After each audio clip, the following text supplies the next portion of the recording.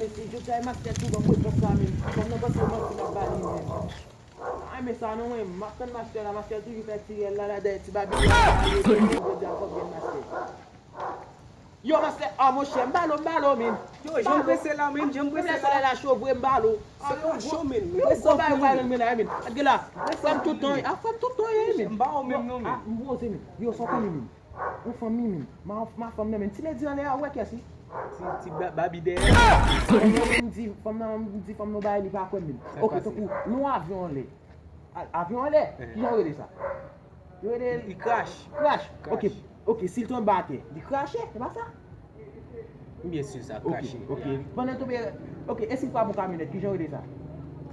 Il fait accident. Bi ok, e sa mdi fèm nan ba avyon kwen men. Mais parce que quand fait le parcours là même. Mpa koni, fèm nan ba avyon kwen men. Kodo jeune bail ça tout. Non, mta pa la fèm nan kon e fèm bay. Mta pale de avyon, nou wal nan bay. No. Mais on va lui passer au jet.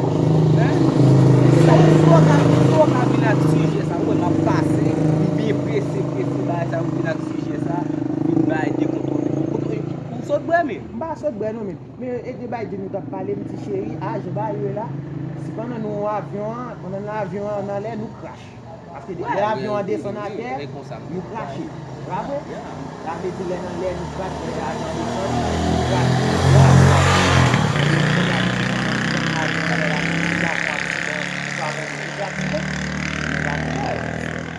Kodo jeune bail ça? Nan li histoire. Li patne a tete.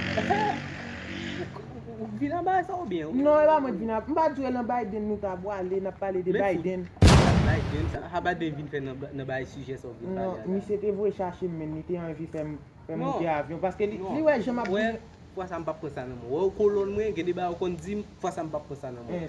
Si se gwo ou gen an valis, Non mwen chè, mba bwe gog mwen chè. Mba bwe gog. Mwen gade mwen. Oh, mwen gade. No.